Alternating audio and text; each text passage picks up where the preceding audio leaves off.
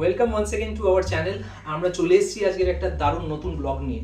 তো এই ব্লগে কি করব সেটা হচ্ছে চিংড়ির এক ধরনের স্পেশাল ঝাল বানাবো, সর্ষে চিংড়ি, কিন্তু সাথে আবার একটু পেঁয়াজও থাকবে। এটা স্পেসিফিক একটা রেসিপি যেটা আমার মা মাঝে মধ্যে করেন এবং আমরা চেটে পুটে খাই। ব্যাঙ্গালোরে থাকাকালীন প্রচুর আমরা চিংড়ির এরকম রেসিপি বানিয়েছি এবং এখানে ফিরে এসে আজকের যেটা মার্কেট থেকে পেলাম এদের হাইপার মার্কেট সেন্স বিউটিতে, এগুলো হচ্ছে ভিয়েতনামের চিংড়ি। তো নিল হচ্ছে 225 গ্রাম, অ্যাপ্রক্সিমেট প্রাইস নিল হচ্ছে 5.8 পাউন্ডস, 5 পাউন্ড 80 পেন্স আর কি। তো এগুলো দেখতে পাচ্ছ যে নুন আর হলুদ দিয়ে আমি মাখিয়ে রেখেছিলাম। এগুলো কয়েকটা চিংড়ি ডিভিনিয়েটেড করা ছিল না, যেগুলোকে কেটে আমার এখান থেকে এদের ভেনটা যেটা থাকে ওটাকে বার করতে হয়, নাহলে পেটের সমস্যা দেখা দিতে পারে অনেক সময়। তো এটাতে নুন আর হলুদ দিয়ে ভালো করে রেখে ম্যারিনেট করে 10 মিনিট রেখে দিয়েছিলাম। কুচি কুচি করে পেঁয়াজ কাটা হয়ে গেছে এবং এখানে লঙ্কা নিয়েছি লম্বা চিড়ে চিড়ে।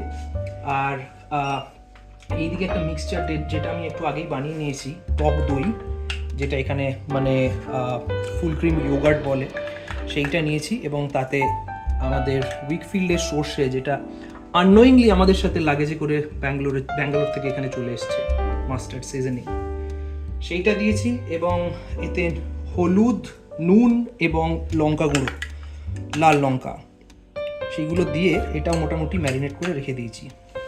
অঙ্কর সর্ষের তেল, কোনো স্পন্সর নয় এটা। এই এখানে দিলাম অল্প সামান্য মতো একটু সর্ষের তেল দিয়ে দিলাম, দিয়ে জাস্ট এই প্যানে একটু তেলটাকে একটু নাড়াচাড়া করে দিলাম। এবার যেটা স্টার্ট করব হচ্ছে, এতে আমি একটু লঙ্কা দেবো আগে, একটু গরম হোক তার আগে। তো তাওয়া মোটামুটি গরম হয়ে গেছে। তাওয়া দিয়ে স্টার্টিং যেটা করবো সেটা হচ্ছে একটু এই বড় লঙ্কা দিলাম। লঙ্কাগুলো দিয়ে ফ্রাই করলে এটা একটা অসাধারণ আমার বাবার রেসিপি।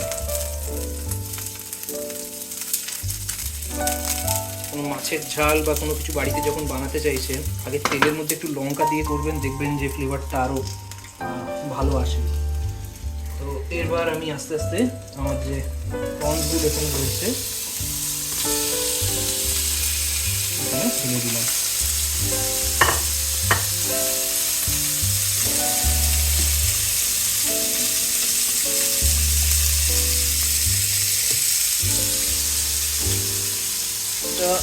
আস্তে আস্তে করে এগুলোকে একটু ওলট পালট করে ভাজতে হবে এবং বেশ একটু কড়া করে ভাজবেন। যদি মানে একটু ক্রাঞ্চি হালকা রেড বডি হয়ে গেলে ঝালটা খুব ভালো হয় এবং টেস্টটাও দারুণ ফোলে।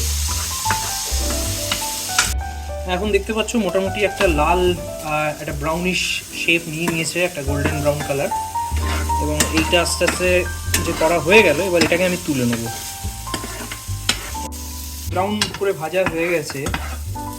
এবার মিক্সড করা যে সর্ষে টক দই যেটা ছিল সেটাকে এখানে আমি ঢেলে দেবো।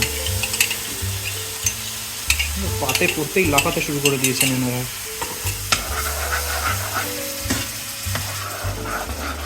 আজকে টেস্ট হবে একদম অন্য ধরনের।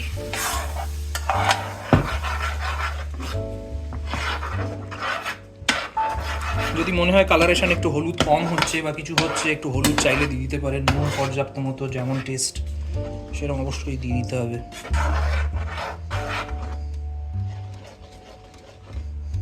হলুদটা একটু কম হয়েছে, তাই একদম সামান্য হলুদ আমি এখানে দিতে চাই।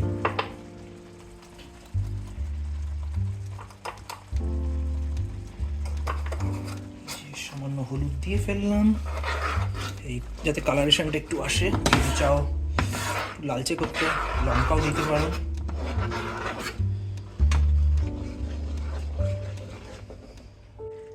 এই ভাজা চিংড়ি একটু টেস্ট করে দেখলাম, অসাধারণ, কথা হারিয়ে ফেললাম। লঙ্কা মিশ্রিত চিংড়ির এই ভাজা কোনো অংশে অমৃতর কম নয়। এবার এই যে মিক্সচারটা দিয়ে কিছুক্ষণ নাড়াচাড়া করবো। থকথকে গ্রেভি চলে এসছে। যদি আর একটু করতে চাও, লিকুইড করতে চাও ব্যাপারটাকে, যেরকম আমি একটু জল দেবো, জলটা দিয়ে দিতে চাই।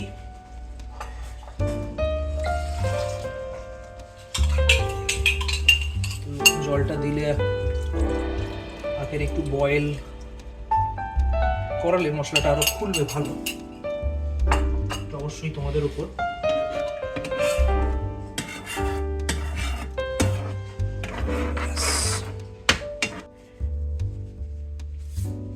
চিংড়িতে সল্ট ছিল, দিয়ে ম্যারিনেট করেছিলাম, তাই এখানে একটা হালকা দিয়ে দিচ্ছি, যাতে বাঙাল বা ঘটি বাড়ি হলে ডিপেন্ডিং আপন তোমাদের চয়েস চিনি 1 চামচ দিলেও দিতে পারো। আমরা দিচ্ছি না এখন, যদিও আমরা ঘোরতর ঘটি।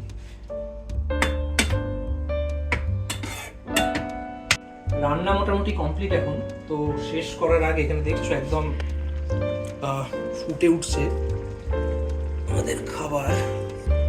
শেষ করার আগে যেটা অবশ্যই না দিলে নয়, সেটা হচ্ছে এরকম হাফ চিপির একটু সর্ষের তেল নিয়ে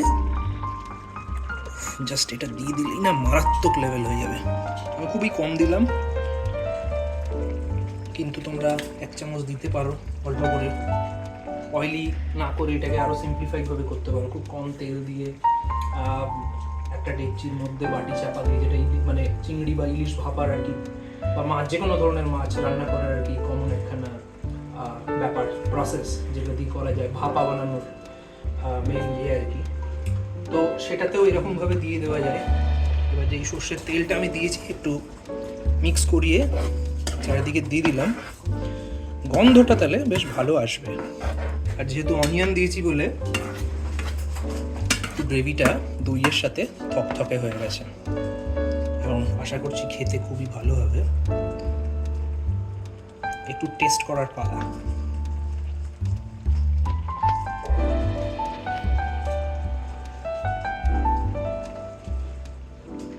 কখনো নিয়ে ডিরেক্ট এখান থেকে করবেন না, ঠোঁট পুড়ে গেলে পুরো মুখ করা হনুমান লাগবে। Jokes apart, wonderful test. নুন একটু চাইলে বেশি দিতে পারেন, আপনার ওপর। ঠিকঠাক হয়েছে একদম।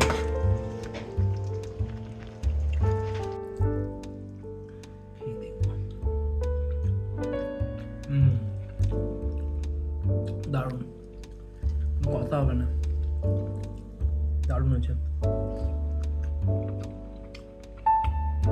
তো দেখে নিলে বাড়িতে কি সুন্দরভাবে চিংড়ির এইরকম ঝাল বানিয়ে ফেলতে পারবে ইজিলি। আবার কিছুদিন পরে অবশ্যই ফিরে আসবো আর একটা ব্লগ নিয়ে, যেখানে হয়তো দেখাবো নতুন কিছু বানাচ্ছি এবং খাচ্ছি।